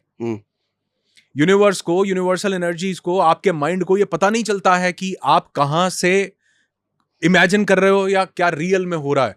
एक शायर का शेर अक्सर मैं बोलता हूं, मुझे बहुत अच्छा लगता है। वो बोलते हैं, आज घर से मस्जिद है बहुत दूर, चलो किसी रोते हुए बच्चे को हंसाया जाए। यानी शायर का कहने का मतलब है कि बच्चे को हंसा दिया तो ये भी खुदा की इबादत हो गई, खुदा की इबादत जैसा हो गया ये, इतना बढ़िया काम। क्योंकि वो जान रहा है कि खुदा सिर्फ मंदिर, मस्जिद, गुरुद्वारे, गिरजाघर में नहीं बैठा है, वो तो आपकी वाइब्रेशंस को स्टडी। तो आपने एक अच्छा काम किया है तो वो भी उस तक पहुंचा है। वो नहीं चाह रहा कि मेरे दरवाजे पर आकर मत्था टेकोगे तो ही बात बनेगी। कह रहा है कि आज एक बच्चे को क्यों ना हंसाया जाए, खुदा की इबादत करनी है तो वो भी इबादत जैसा हो गया। तो यानी कि आपने अपने जो एक्ट आप कर रहे हो, आपने उसको बदला, तो सारा यूनिवर्स उसी तरह से आपके साथ काम करने लगता है, सब बदलने लगता है। तो चीजों को डेस्परेट एनर्जी मत दो, बल्कि आप उस हायर स्टेट में आ जाओ कि मैं इस काम को एंजॉय कर रहा हूं, तो बाकी सब चीजें आपकी तरफ उड़कर आने लगती हैं सर। तो काम को करते हुए एक डर का भी भाव होता है, पूरा ना हुआ तो, नहीं हासिल कर पाए तो, नहीं पहुंच पाए तो, क्या इसको कैसे कॉन्कर किया जाए? सर ये फिर से वही बात है कि जो हम नहीं पहुंच पाए, वो कहां नहीं पहुंच पाए, वो गोवा नहीं पहुंच पाए। मान लो मुझे, पर आप पहुंचने की बात ही नहीं कर रहे, मुझे मसूरी जाना है, मैंने एक टारगेट सेट कर लिया कि मुझे मसूरी जाना, एक बार में बात खत्म हो गई ना। अब क्या मुझे रोज रोज वो टारगेट सेट करना है? नहीं, मुझे तो मसूरी जाना है, मैंने ये प्लान बना लिया। अब अगर किसी कारणवश मैं मसूरी नहीं भी पहुंच पा रहा हूं, तो आप यकीन मानो कि उस रास्ते में जो झरने आ रहे हैं ना, वो मुझे उतना ही आनंदित कर रहे हैं जितना मुझे मसूरी करता। क्योंकि हो सकता है किसी लैंडस्लाइड के कारण, किसी बारिश के मौसम के कारण, या किसी और कारण पे मैं किसी जगह पर नहीं पहुंच पा रहा हूं, मैं नहीं पहुंच पाया, लेकिन मैं 2 दिन बाद वापस आ गया, तो हो सकता है मेरा प्लान हो गॉड का कि यार अब इसको ना सिंगापुर भेजते हैं, अब इसको स्विट्जरलैंड भेजते हैं, अब इसको यहां भेजते हैं, और आपके पास कोई और अपॉर्चुनिटी। तो जो अपॉर्चुनिटी आपको लग रहा है बंद हो रही है, एक्चुअल में वो आपको सही दिशा में लाना चाह रही है। हमें लगता है ना कि ये दरवाजा बंद हो गया, एक्चुअल में वो बंद नहीं हुआ है, वो आपको किसी और तरफ आपका ध्यान आकर्षित करना चाह रही है कि भैया अब इस चीज की जरूरत है, यहां पर नहीं बनेगी बात, अभी तो इसके वेदर को एंजॉय कर लो, अभी तो ये झरने को देख लो, जब वापस आओगे तो भी परेशान मत हो कि तुम मसूरी नहीं पहुंचे, क्योंकि कोई ना कोई तो है जो निजाम हस्ती चला रहा है, तो उसका जो प्लान है वो आपके लिए बिल्कुल सही था, अगर आपके भाव सही थे तो। लेकिन अगर मैं ये सोचूं कि यार मैं मसूरी, मेरा ये टारगेट था, मैं ये कर ही नहीं पाया, मैंने 1 करोड़ कमाने थे, मैं कर ही नहीं पाया, आप यकीन मानो आप 100 के लिए बने थे, हो सकता है आप एक सोच रहे थे, ऊपर वाले ने कहा कहां छोटे चक्कर में पड़ा हुआ है यार, यहां से निकल के यहां आ। और आप देखोगे जब हम, ऐसा हमारे साथ होता है ना, कोई रोड ब्लॉक आता है हमारे पास, डर होता है कि यार ये ना हो, ये कैसे, ये मैं यहां तक नहीं पहुंचा, रोड ब्लॉक आ रहा है, तो वो एक्चुअल में रोड ब्लॉक नहीं है, वो आपका रास्ता बदलना चाह रहा है यूनिवर्स, आपको किसी दूसरी दिशा में लेकर के आना चाह रहा है। समझ रहे हो कि आप गलत जगह जा रहे थे, आपके भाव प्योर थे, लेकिन फिर भी किसी चेतना के कारण आप गलत जगह पर जा रहे थे। वो कह रहा है कि तुम इसके लिए नहीं बने थे, तुम किसी और बड़ी चीज के लिए बने हो, किसी बड़े कार्य के लिए बने हुए। घूम करके वापस आओ भैया, यहां से यहां जुड़ो। तो यही होता है। तो अगर मुझे डर है तो डर किस चीज का है कि मैं मसूरी नहीं पहुंचा, लेकिन अगर मैं उसके रास्ते को एंजॉय कर रहा हूं, मुझे कोई डर नहीं है। मुझे कोई डर नहीं है। और ये डर तो तब तक बना रहेगा जब आगा दौड़ पीछा छोड़ होता रहेगा। यानी जो मेरे पास प्रेजेंट में है, मैं उसको एंजॉय ना करके मैं सिर्फ यही देख रहा हूं कि कल को मुझे क्या मिल जाएगा। और मैं अक्सर अपने पार्टिसिपेंट्स को ये बात बोलता हूं, मैंने कहा बुढ़ापा खरीदने के लिए जवानी मत बेच देना। बुढ़ापा खरीदने के लिए जवानी मत बेच देना। अक्सर लोग यही कर रहे हैं कि बुढ़ापा खरीदेंगे, पूरी जवानी बेच दे रहे हैं। एग्जाम्पल इसलिए दे रहा हूं कि हम कल को ये करेंगे, उसके लिए हम अपना आज पूरा सेक्रीफाइस कर रहे हैं सर। मैं कल को ये जीव, अरे किसको पता है, किसको पता है। और उसके चक्कर में हम पता क्या कर रहे हैं, मैं कल ये चीज अचीव करूंगा, उसके चक्कर में आज मैं अपनी मेंटल हेल्थ का बैंड बजा सकता हूं, क्योंकि कल को मुझे बहुत पैसा चाहिए। जो मैं कल को 1 करोड़ रुपया कमाऊंगा, उसके लिए मैं अपनी फिजिकल हेल्थ का बैंड बजाने को भी तैयार हूं। जिस कल की कोई श्योरिटी नहीं है। श्योरिटी नहीं, इस चक्कर में तो बिल्कुल नहीं है। जब आप अपने आज का बैंड बजा रहे हो, इस चक्कर में तो बिल्कुल श्योरिटी नहीं है। अगर आज को जी रहे हो, फिर पूरी श्योरिटी है, क्योंकि आपके भाव, आप एंजॉय कर रहे हो। आप कह रहे हो मैं इतना काम करूंगा, मैं 16 18 घंटे काम, आपका मन उसमें नहीं लग रहा, लेकिन आप ये सोच रहे हो कि मैं अपना फ्यूचर सिक्योर कर लूं। अरे कौन सा फ्यूचर? आज जो जिंदगी यूथफुलनेस आपके पास है, उसको तो आप, मैं ये नहीं कह रहा हूं काम नहीं करना है, मैं कह रहा हूं कि एक बैलेंस, कि आप अपने काम को भी चेरिश कर रहे हो, उसको भी एंजॉय कर रहे हो, और साथ ही आप अपने मेंटल हेल्थ पे भी फोकस कर रहे हो, साथ ही आप अपनी फिजिकल हेल्थ पे भी फोकस कर रहे हो। कब जाके ढूंढोगे कि कब मिलेगा ये?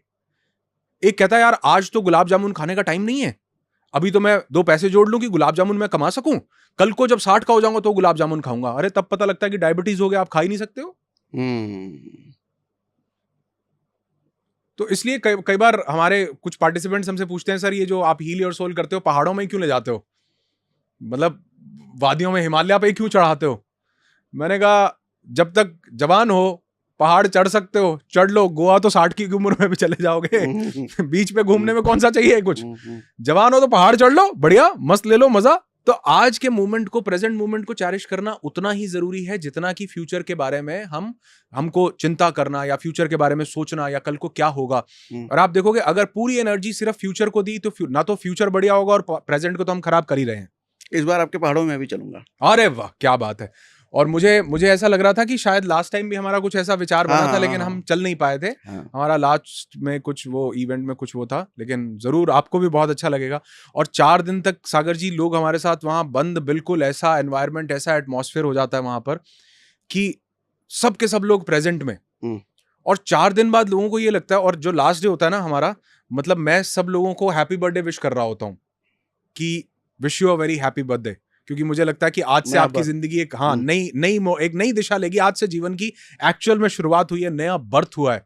तो इतना ट्रांसफॉर्मेशन, इतना चेंज वहां पर आ जाता है लोगों के माइंड में, क्योंकि एक तो वादियां, एक हमारे लोकेश जी एक ऐसे वातावरण में वहां पर ले जाते हैं कि वो जगह ही ऐसी है कि कुछ जगह की अपनी एनर्जीज होती हैं, एनर्जीज इतनी शानदार। ऊपर से वो धीरे धीरे जितना पहाड़ों के नजदीक जाओ, उतना मुझे ऐसा लगता है कि महादेव के करीब पहुंचते जा रहे हैं कहीं ना कहीं। तो वो जो एनर्जीज हैं वो इतनी पावरफुल, इतनी प्योर, इतनी पायस होती हैं वहां पर। और जो हमारी प्रोग्रामिंग 4 दिन तक लोग बिल्कुल कथारसिस कर रहे हैं, लोग पूरा प्रेजेंट मोमेंट में। जो इंसान कहता है कि जी मैं 20 मिनट कमर सीधी करके बैठ नहीं सकता हूं, वो 4-4 घंटे ऐसे बैठा रहता है। वो खुद से हैरान, वो कहता है यार ये मेरे साथ हुआ क्या है। वो 4 दिन में ऐसा हो जाता है। 4 दिन के अंदर हो तो सर चीजें तो यूं बदली जा सकती हैं, अगर आप अपने भाव को बदल लो। आपकी इंटेंसिटी कितनी है उसको बदलने की, कितनी शिद्दत से आप उस चीज को चाहते हो, वो यूं बदला। डॉक्टर जो डिस्पेंजा ने 1 मिनट में नहीं बदला। उसने कहा कि मैं तो बस ये डिसीजन लूंगा कि मैं अपने अंदर विजुअलाइज करूंगा, मैं अपने वर्टेब्रेज को, अपने मणकों को, रीढ़ की हड्डी को अपने विजुअलाइजेशन में जोड़ूंगा। मैं तो ये देखूंगा ये जुड़ गया, जुड़ने के बाद मैं पहाड़ चढ़ रहा हूँ, खेल रहा हूँ, इवेंट कर रहा हूँ, ये कर रहा हूँ, मेरे साथ कौन कौन लोग। 3 हफ्ते के अंदर वो चमत्कार है। आप कहोगे नहीं जी ये तो ऐसे, आप ऐसे सैकड़ों हजारों लोग देख लोगे। कैसे हो जाता है? सिर्फ यहां से चीजें बदलने में। और उसकी इंटेंसिटी कितनी ज्यादा सॉलिड है, कितनी पावर है उस थॉट में, उस फीलिंग में कितनी पावर है। यहां पर एक गड्ढा खोदना हो, मैं 4 लोगों को फावड़ा देकर के बोलूं कि भैया इस गड्ढे को 100 फीट गहरा खोद दो, कितनी देर लगेगी सर? मतलब एक टाइम लगेगा। एक एग्जांपल ले लेते हैं, 5 घंटे, 6 घंटे, 7 घंटे लगेंगे। एक जेसीबी बुला के लाऊं, वो तुरंत खोद देगा। इंटेंसिटी स्ट्रांग हो गई ना सर। यानी हम ये नहीं बोल सकते कि ये काम 10 घंटे का ही है या ये काम 5 मिनट का ही है।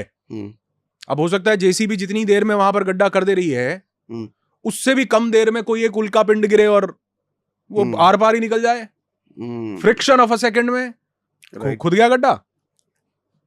इंटेंसिटी पर डिपेंड करेगा आपकी इंटेंसिटी कितनी दे रहे हो।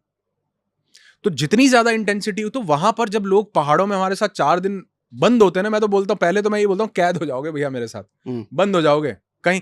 और पहले दिन क्या होता है, लोग बोलते अच्छा सर यहाँ पर सुना है एक कैंपटी फॉल भी है, एक भट्टा फॉल भी है सर, यहाँ पर सुना है कोई जॉर्ज एवरेस्ट करके कोई जगह, हाँ सर वहां घूमने जाएंगे। हम अपने प्लान में लिखते हैं साइट सीइंग। दूसरे दिन मैं उनसे पूछता हूँ कि भैया आज क्या प्लान है, किसी को बाहर जाना है?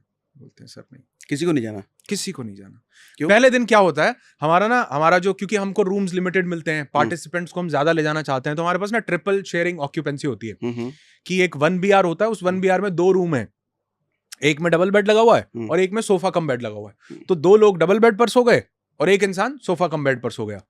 तो वो जो इंसान वहां आता है ना, उसको लगता है यार मैं 40-50-60 हजार रुपए दे रहा हूँ सर, ये मैं शेयरिंग, सर ये शेयरिंग कैसे सर, मेरे को कोई सिंगल रूम, कोई मेरे को ऐसा कोई, अब हमारे पास लिमिटेड जगह है, लिमिटेड लोग हैं, तो हमको अकोमोडेट करना होता है। हालांकि वो इतना शानदार है कि आपको वो फील ही ऐसी नहीं आती है कि, लेकिन पहले दिन एक इंसान को सर कोई सिंगल बेड सर, मेरे को भी अलग से कुछ। तीसरे दिन चित्रेश जी, हम गलत तो नहीं हूं, एक हमारे पास हॉल है जहां पर हम मेडिटेशन और सब वो करते हैं। तीसरे दिन मैंने उन सबको बोला कि अब ठीक है जी, अब खत्म होगा, अब रूम में चलते हैं। सारे पार्टिसिपेंट्स मिलके आकर पता क्या बोल रहे हैं? बोल रहे हैं सर इनके पास गद्दे हैं तो मंगवा लो, सबके सब यहीं बैठते हैं, सब यहीं सोते हैं।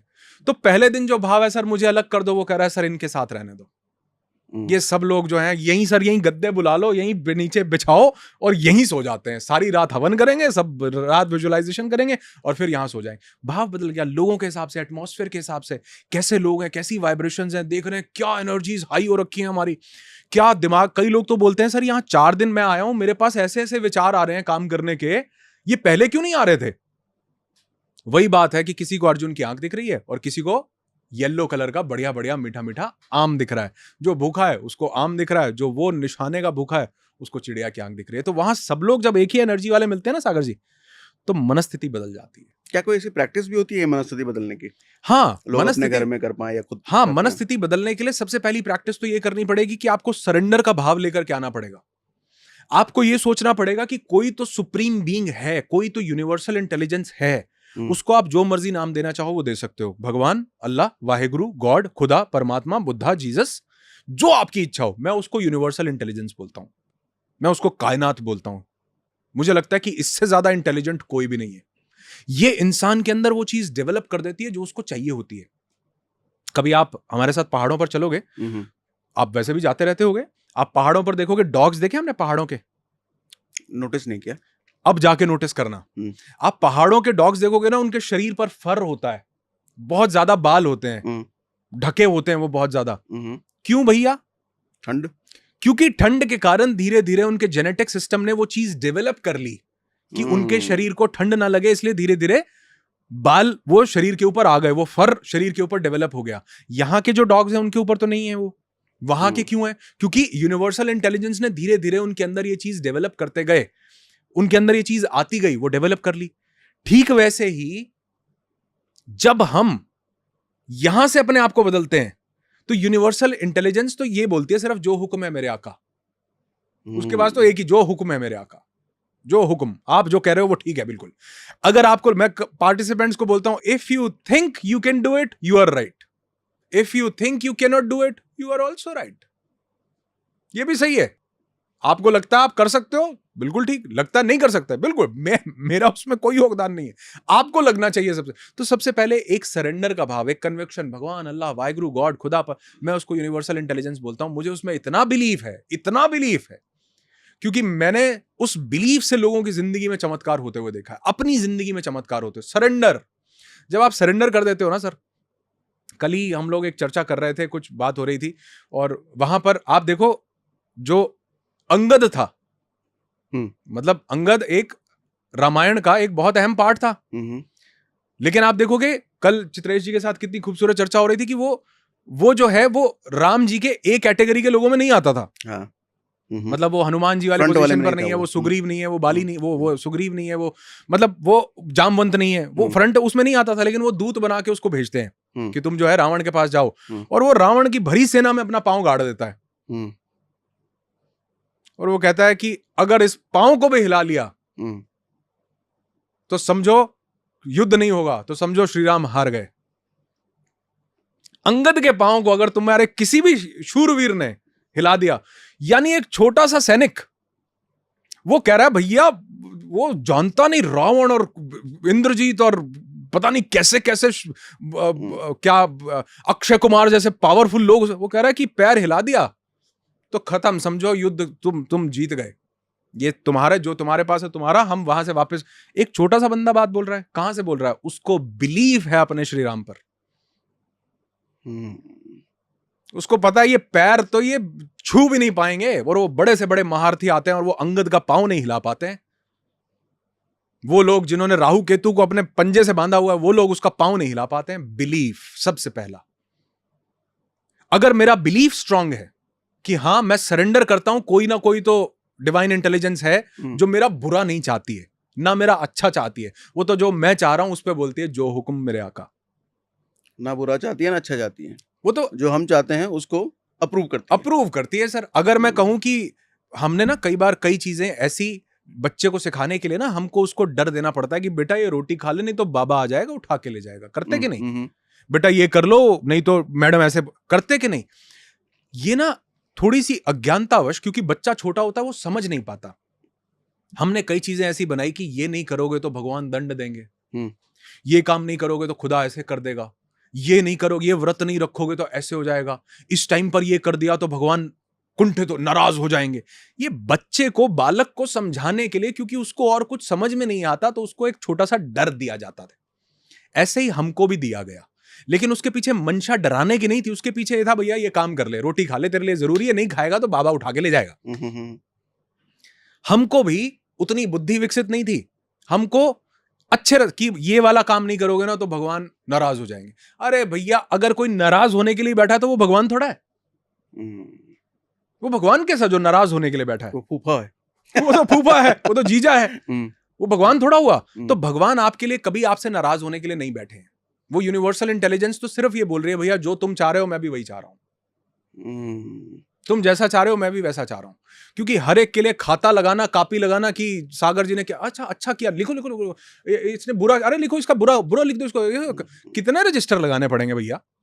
वो तो कह रहे हैं भैया एल्गोरिथम है, जो करते जाओगे पाते जाओगे। हमारे यहाँ कंप्यूटर में कितनी हार्ड डिस्क भरे तुम्हारे डेटा से, 5 मिनट पहले कुछ कर रहे हो, 5 मिनट बाद कुछ कर रहे हो, कितने लोगों का भरे, और कितने प्लैनेट्स का भरे, और कितनी गैलेक्सीज का भरे, कितने यूनिवर्सेस का भरे, किस किस का डेटा भरे? नहीं भरे। अरे तुम जैसा कर रहे हो, तुम्हारे ही हाथ में दिया हुआ है कमान। यथा ब्रह्मांडे तथा पिंडे, यथा ब्रह्मांडे तथा पिंडे, जो उसके जो सेम वही वाइब्रेशन जो यूनिवर्स में वही आपके पास है भैया। सिर्फ आप जो बोलते हो वो उसको पूरा कर देता है, जो आप सोचते हो वो उसको पूरा कर देता है, जैसी एनर्जीज आप लेते हो वो उसको वैसा पूरा कर देता है। तो इसलिए वो जो लोग हमारे पास आते हैं उनकी मनस्थिति बदलती है, चीजें बदलती हैं, एटमॉस्फेयर बदलता है, सराउंडिंग बदलती है, सब बदलने लग जाता है। आप कुछ जादू वादू में बिलीव करते हो क्या? देखो आपका सवाल बहुत अच्छा है पहली बात तो, लेकिन इसको मैं नाम अलग दे सकता हूं।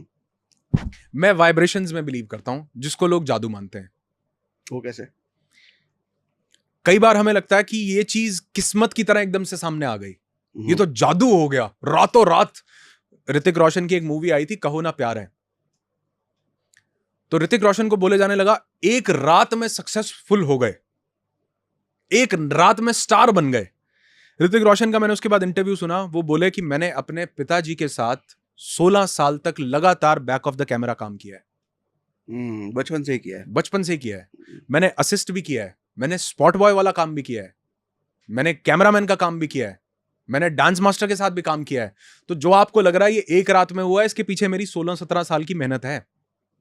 दिख एक दिन में रहा है। तो वो जो दिखता है एकदम से है ना जादू में, वो लगता है कि ये जादू हो गया, वो जादू नहीं है भैया। वो जादूगर के हाथ की सफाई उसको प्रैक्टिस करने में बड़ा लंबा समय लगा है। उसको 15 साल तक वो अपने फादर से पता नहीं कहां सीखा, फिर वो बच्चा था, फिर वो सीखते सीखते आज यहां तक पहुंचा। बड़े सालों की प्रैक्टिस है। आप नहीं, आप जादू दिखाओ, नहीं दिखा पाओगे। क्यों? क्योंकि आपने वो प्रैक्टिस नहीं की है। तो जो जिंदगी में एकदम से लग रहा है ना कि यार सागर जी की जिंदगी में तो जादू हो गया, तो जादू के लिए भी है अभ्यास चाहिए। ऑडी, क्या बढ़िया गाड़ी, क्या भाई साहब, इससे महंगा फोन तो दुनिया में नहीं है जो सागर जी लेकर के घूम रहे हैं। क्या ये तो जादू हो गया। जादू नहीं हुआ है। सागर जी की जिंदगी को एक बार स्टडी करके देखो आप, कहां कहां इस कोयले को घिस करके पत्थर होना पड़ा है और उस पत्थर के बाद हीरा बनने में उस यूनिवर्स ने कितनी मदद की है। तो जिस चीज को हम जादू बोल रहे हैं, अगर आप सागर जी की जिंदगी को एक बार से थोड़ा सा स्टडी करके देखो तो आपको पता चलेगा भैया ये एक रात वन नाइट स्टार नहीं है, ये वन नाइट वंडर नहीं है। इसके पीछे बड़ी एक मेहनत लगी है, इसके पीछे बड़े थपेड़े लगे हैं, इसके पीछे बड़ी जगह पर इंसान ने अपने आप को पता नहीं किस किस हालात में रख करके यहां तक पहुंचाया है। लेकिन क्योंकि वो हमें दिखता नहीं है, वो जो हाथ की सफाई जादूगर की है ना, जादू कहते हैं उसको हम जादू कह देते हैं, वो हमें दिखती नहीं है कि उसके पीछे की चीज क्या चल रही है, इसकी लर्निंग कितनी है, इसकी प्रैक्टिस कितनी है। यहां से कबूतर निकाल दिया एकदम से, अरे भाई जादू, अरे नहीं भैया, ये इसको ये काम करने में पता नहीं कितने साल लगे हैं।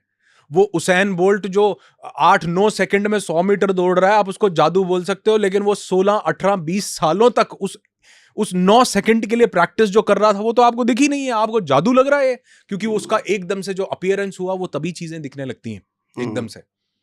लेकिन कोई भी चीज जादू नहीं है सर, उस चीज के पीछे एक बहुत बड़ा प्रोसेस है, एक बहुत बड़ी मेहनत है, एक बहुत बड़ी लगन है, अपनी वाइब्रेशंस को बदलना है। और अगर वो बदलो तो हाँ, सब चीजें देखने वाले को जादू की तरह ही अपीयर होती हैं, लेकिन करने वाले को पता चलता है कि एक्चुअल में इसमें बहुत सी चीजों का कंट्रीब्यूशन है, छोटा छोटा मिला करके मैं यहाँ पर पहुंचा हूँ। आपकी बातों से हर बार मैं मंत्रमुग्ध हो जाता हूँ। पिछली बार भी ऐसे ही, मतलब मन कर रहा है चलता रहे, लेकिन एक लिमिटेशन है तो हमें स्टॉप करना पड़ेगा इसको। नहीं जरूर। और लेकिन अगली बार आपके साथ में मसूरी जरूर चलूंगा। अरे क्या बात है 4 सर। दिन के लिए 2, 3, 4, 5 सितंबर को हमारा इवेंट हो रहा है। और ठीक है, मैं आपके ऑडियंस को भी बताना चाहूंगा कि हमारा एक इतना शानदार इवेंट होता है 4 दिन के लिए, स्टर्लिंग रिजॉर्ट्स मसूरी में वो इवेंट हो रहा है। और हम हर साल जो है हमारे 6 महीने में 2 इवेंट्स होते हैं, फिजिकल इवेंट, लेकिन वहां पर लिमिटेशन कुछ ऐसा होता है कि हम 25-30 लोगों से ज्यादा को लेकर के जा नहीं पाते हैं। ठीक है, क्योंकि मुझे हर एक के साथ टाइम स्पेंड करना होता है, बात करनी होती है, वो जो उनके माइंड की प्रोग्रामिंग है वो सब चीजें देखनी होती हैं, तो इसलिए बड़े लिमिटेड लोग जा पाते हैं। लेकिन हाँ, आप इस बार चलेंगे तो आपको भी इतना आनंद आएगा कि आप क्योंकि हमारे कई पार्टिसिपेंट्स ऐसा बोलते हैं, सर ये ना आप जिंदगी में जितनी बार करने वाले हो उस सब के लिए हमारा ऐसा बुक कर दो, मतलब हम हर बार यहाँ पर आएंगे। लेकिन मुझे ऐसे लगता है कि नहीं, कुछ लोगों को चांस देना चाहिए, कुछ नए लोग हमारे पास आए, क्योंकि लिमिटेड है। हमारा एक इवेंट होता है, हम प्लान कर रहे हैं मुंबई या पुणे में, वहां पर हम ज्यादा लोगों को इनवाइट कर सकते हैं, लेकिन वो पहाड़ों में हम किसी और मकसद, किसी और पर्पज के लिए जाते हैं। तो मुझे लगता है कि वहां पर हम कुछ नए लोगों को चांस दें, इसलिए हर बार कुछ पुराने लोग ले लेते हैं, कुछ नए लोग लेते हैं, तो वैसा वहां पर होता है 4 दिन के लिए। और इस बार बहुत आप भी होंगे तो हमारे इवेंट में और भी मजा आने वाला है। आपकी एनर्जीज भी वहां पर, आपकी एनर्जीज वहां पर जो है वो 4 चांद लगाएंगी, है ना। बहुत बढ़िया, हमारी पूरी टीम पूरे डेडिकेशन से, मतलब आप यकीन नहीं मानोगे हमारे कितने अलग अलग, हमारा मेंटल डिटॉक्स होता है, हमारा अवेकन होता है, अवेकन योर हीलिंग इंटेलिजेंस, हमारा हैप्पीनेस मूवमेंट के नाम से हम एक 6 महीने का प्रोग्राम हमारा रन, जिसमें हम लोगों के डीएनए के ऊपर काम, मतलब हम उनके डीएनए तक में उनके अंदर बदलाव लेकर के आते हैं। 6 महीने तक हम हैंड होल्डिंग उनको प्रोवाइड, बहुत सारे इवेंट हैं। लेकिन जो एक ऐसा इवेंट जो हमारे दिल के मतलब फैसिनेट, मतलब हमारे दिल के लिए सबसे ज्यादा वो हमारा ये फिजिकल इवेंट होता है, हील योर सोल। और इसमें हमारी पूरी टीम मतलब पूरी शिद्दत से इस चीज की प्रिपरेशन करते, इंतजार नहीं कि हम वहां जाएंगे बढ़िया तब होगा, नहीं, पूरा 1 साल तक उसकी प्रिपरेशन चलती है कि हम लोग उसमें क्या क्या करने, क्या क्या चीजें होंगी, क्या क्या गुडीज होंगे, क्या क्या हम वहां पर लोगों को देने, पूरा ऐसा प्रिपरेशन कि हमारी, मुझे ऐसे लगता है जो मेरी टीम की, हमारी फैमिलीज की ये जो सब वाइब्रेशंस हैं, ये भी उस इवेंट को एक जादू बना देती हैं कि वहां पर जो आता है उसको लगता है जादू हो गया, लेकिन वो जादू नहीं है। बहुत से लोगों का बहुत छोटा छोटा कंट्रीब्यूशन वहां पर होता है जो उसको एक 2 सितंबर 2, 3, 4, 5 सितंबर 2024 को मतलब मैं चल रहा हूँ। अरे वाह, बहुत बढ़िया। और क्या कुछ लोगों की जगह हो सकती है, हम डिस्क्रिप्शन में अगर लिंक डाल दे तो हम मतलब अगर कोई 2-3 लोग चलना चाहें तो शायद हमारे पास 2-3-4 स्पॉट्स हो, ऐसा मतलब मैं कंफर्म, चलो फिर छोड़ देता हूं। 2-3 नहीं, 2-3 ज्यादा एंट्री आ गई तो जो पहले फर्स्ट कम फर्स्ट सर्व पे जो 2-3-4 लोग आपके बहुत चाहने वाले, कोई बहुत मोहब्बत प्यार करने वाले कुछ लोग होंगे, तो 2-3-4 लोगों के लिए हम जरूर उनको लेकर के जा सकते हैं। हाँ सागर जी, एक चीज मैं जरूर बोलना चाहूंगा कि ये पॉसिबल नहीं है कि सब लोग जो है वहां चल सकें। आपके जो first come first serve basis पर 2-3 लोग जो साथ में जाना चाहेंगे वो जा सकते हैं, लेकिन हमारा एक इवेंट होता है मेंटल डिटॉक्स के नाम से, जहां हम लोगों के दिमाग में उस पुराने पड़े हुए कचरे को, वो जो माइंडसेट जो कहीं ना कहीं हमको क्रिपल कर रहा है, पीछे खींच रहा है, हम्म, वो पास्ट की पेनफुल मेमोरीज हो सकती हैं, वो नेगेटिव इमोशंस हो सकते हैं, किसी के पास अनफॉरगिवनेस की फीलिंग हो सकती है, सेल्फ वर्थ शैटर हो सकता है, अपनी सेल्फ वर्थ को रियलाइज नहीं किया, या कुछ ऐसे इंसिडेंट्स, बचपन का मोलेस्टेशन या बचपन की डिस्क्रिमिनेशन, कुछ भी नेगेटिव इमोशन यहां पर पड़े हो सकते हैं ना। मैं चाहता हूं कि अगर आपकी ऑडियंस कोई भी चाहती है कि हम अपनी जिंदगी से उन सब चीजों को निकाल कर एक बेटर डायरेक्शन में आगे बढ़ पाए, अपनी सेहत को अच्छा करें, अपनी मेंटल हेल्थ को, अपनी फिजिकल हेल्थ को बहुत बढ़िया करें, तो पूरी आपकी सभी ऑडियंस को हमारा एक इवेंट होता है मेंटल डिटॉक्स के नाम से। मतलब हम फिजिकल तो डिटॉक्स करते हैं, लिवर डिटॉक्स कर लो, बॉडी डिटॉक्स कर लो, मेंटल डिटॉक्स कोई नहीं करता है। ठीक है। जबकि माइंड को डिटॉक्स कर लो तो मुझे लगता है जिंदगी के हर एरिया में कामयाबी निश्चित है। तो वो इवेंट मैं चाहता हूं, अगर आपकी ऑडियंस चाहे, फिजिकल या ऑनलाइन? ऑनलाइन इवेंट होता है Okay. हमारा, वेबिनार होता है, 2.5-3 घंटे का वेबिनार होता है। तो वो वैसे तो वो पेड इवेंट होता है, लेकिन आपकी पूरी ऑडियंस के लिए वो मेंटल डिटॉक्स का, मैं डिस्क्रिप्शन में एक आप फॉर्म दे दीजिएगा, लिंक दे दीजिएगा, तो वो जितनी भी आपकी ऑडियंस है वो चाहे तो उस पूरी ऑडियंस के लिए वो इवेंट मैं एक फ्री, उसमें कोई और नहीं होगा, सिर्फ सागर सिन्हा जी की ही ऑडियंस होगी। वो Okay. फ्री, वो इवेंट आपकी पूरी ऑडियंस के लिए हम लोग एक ऑर्गेनाइज करते हैं, जहां पर लोग आए और देखें कि ये चीजें कैसे काम कर रही हैं, उनकी जिंदगी में कैसे बदलाव आ रहे हैं। तो इसका लिंक जो है, अगर आप चाहेंगे तो आपकी पूरी ऑडियंस के लिए दीजिए, लोग आए देखें कि क्या 2.5-3 घंटे के अंदर वो अपने माइंड के अंदर कितने चेंजेस लेकर के आ पाते हैं। Amazing. तो ये मैं चाहूंगा कि आपकी ऑडियंस, क्योंकि मसूरी 2-3-4 लोग चलेंगे तो हमारे लिए उतने ही बहुत हैं, लेकिन बाकी सब लोग, जितने लाखों लोग आपके वीडियोस देखते हैं, वो जो भी चाहे इस इवेंट को अटेंड कर सकता है, ज्वाइन कर सकता है, और वो लिंक अगर आप देंगे तो वो सब ठीक है, वो डिस्क्रिप्शन में हम डाल देते हैं। अभी डेट वेट प्लान नहीं करा हम लोगों ने, तो लेकिन डिस्क्रिप्शन में लिंक डाल दिया है, डाल क्या दिया, जब तक पॉडकास्ट खत्म होगा तब आपको मिल ही जाएगा। हाँ, तो वहां से आप क्लिक करके, और सेशन हम फ्री कर रहे हैं, सेशन फ्री कर रहे हैं। Okay. और मैं चाहूंगा सर, मैं आपसे भी बात, मैं चाहूंगा कि अगर उस इवेंट में सागर सिन्हा जी भी हों ऑनलाइन साथ में, तो 2 लोगों की जो एनर्जीज मिलेंगी ना, और लास्ट में अगर आप कुछ अपनी जिंदगी का उन सब लोगों के साथ हमारे उस प्लेटफॉर्म पर भी शेयर कर पाएं, तो मुझे लगता है वो लोगों के लिए सोने पे सुहागा जैसा हो जाएगा। 500%। अरे क्या बात है, तो फिर तो ये कमाल होने वाला है। वो इवेंट में हम कोशिश करेंगे कि वो लिंक देते हैं, और सागर जी वहां मौजूद रहेंगे, तो वो एनर्जीज और ज्यादा एलिवेट और हाई हो जाएंगी। मस्त, ठीक है, thank you so much, thank you, good. ठीक है। और ये बोल देते हैं कि ये कोई प्रमोशन वगैरह नहीं है, हाँ, ये बातचीत में हमारा अरे निकला भैया, है। ये कोई प्रमोशन नहीं है किसी भी तरह का, क्योंकि ऐसा नहीं है कि हमारी कोई ऐसी इच्छा थी इस चीज को, काम को करने की, बिल्कुल भी नहीं है। लेकिन अगर कोई चलना चाहे, 2-3-4 लोग first come first serve basis पर, तो आप लिंक डाल दीजिएगा, डिस्क्रिप्शन में दे दीजिएगा, तो वहां से वो हमको कांटेक्ट कर सकते हैं, जरूर हमारे साथ चल सकते मजा आया हैं। अनुराग सर, अरे मुझे भी बहुत मजा आया, और मुझे ऐसा लगता है कि कई बार, क्योंकि ये जो मजा है ना, ये हर एक इंसान के साथ नहीं आता है। आप, कुछ लोग ऐसे होते हैं जिनके साथ आप बैठते हो ना, तो आपकी भी वाइब्रेशंस जो है हाई हो जाए। जैसे मैं आपसे लास्ट टाइम मिला, तो हमको ऐसा लग रहा था कि यार, ये हमने ना कोई पॉडकास्ट नहीं किया है, ऐसा लग रहा था कि एक चर्चा हो, एक बिल्कुल हाँ। और आपकी ऑडियंस या देखने वाले लोग, जो भी मेरी ऑडियंस भी देख रही है, उनको शायद ऐसा लगता होगा कि यहाँ पर ना कुछ पहले कोई क्वेश्चन डिसाइड किया, कुछ ऐसा, या क्या आप यकीन मानो, यहां पर आने से पहले भी नहीं पता होता कि हम क्या बात करने वाले हैं। हमारी चेतना के स्तर पे जो चीज समझ में आती है वो निकलती जाती है फ्लो में, और वही है कि जो आप चाह रहे हो, यूनिवर्स उसी तरह की चीजें आपसे बुलवा देता है, और वो जो है आपके शब्दों के रूप में आपके मुंह से निकलती जाती हैं। तो ऐसा कोई प्लानिंग नहीं, कुछ नहीं, वाइब्रेशंस हाई होती हैं, मजा आता है बात करके, और कुछ अच्छा निकलता है। और मुझे ऐसा लगता है कि लास्ट टाइम जो आपका पॉडकास्ट था, मेरे पास भी वहां पर बहुत कमेंट्स आए कि सागर जी का जो पॉडकास्ट में आप गए, वो इतना बढ़िया, इतना आनंद, हमें इतना बढ़िया मजा आया। आपके पास, आप भी बता रहे थे कि बहुत लोगों के कमेंट्स आ रहे हैं कि सर दोबारा करते हैं। तो मुझे लगता है कि ये तो पंचवर्षीय योजना होनी चाहिए कि आपसे मिलके इतना मजा आता है। सर मजाक नहीं कर रहा हूँ, कि कई बार कुछ ऐसे लोग होते हैं जो ना आपकी रूह को सुकून देते हैं, है ना। तो ऐसा कई बार आपसे मिलके लगता है कि वाह यार, आनंद आ गया। ऐसा लगता है 100-200 ग्राम खून यहाँ से बढ़ करके निकलेगा, मतलब बॉडी में कई हार्मोन्स बढ़िया रिलीज होकर के निकलेंगे। वो dopamine, oxytocin, serotonin, endorphins, norepinephrine, anandamide जो रिलीज करने के लिए लोगों को पता नहीं क्या क्या करना पड़ता है, क्या क्या संतुष्टि के काम करने पड़ते हैं।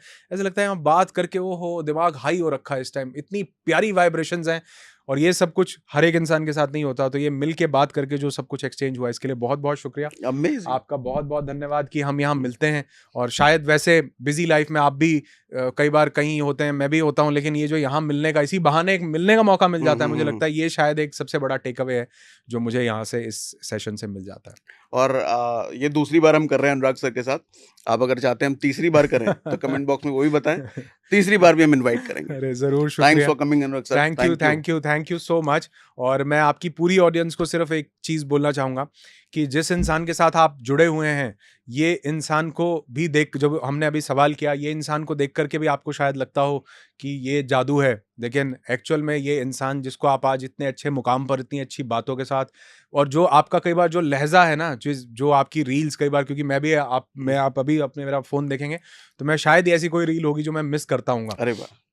चाहे आप महादेव के पास जा रहे हैं, वो जो आपका पिक्चराइजेशन और वो सब कुछ, और वो आदि योगी के स्टैचू के पास आपका जाना, एक चीज को मैं नोट करता हूँ, तो मुझे ऐसे लगता है कि ये इंसान जिस भी मुकाम पर पहुंचा है, इस मुकाम पर पहुंचने में बहुत बड़ा रोल है इनकी हाई वाइब्रेशंस का, इनकी नीयत का, इनकी सोच का, इनका अपने काम के प्रति डेडिकेशन का। तो चीजों को अट्रैक्ट करना सिर्फ एक कोई टास्क नहीं है कि हम ये जुट जाएं कि हाँ मुझे वो चाहिए, मुझे, अरे नहीं।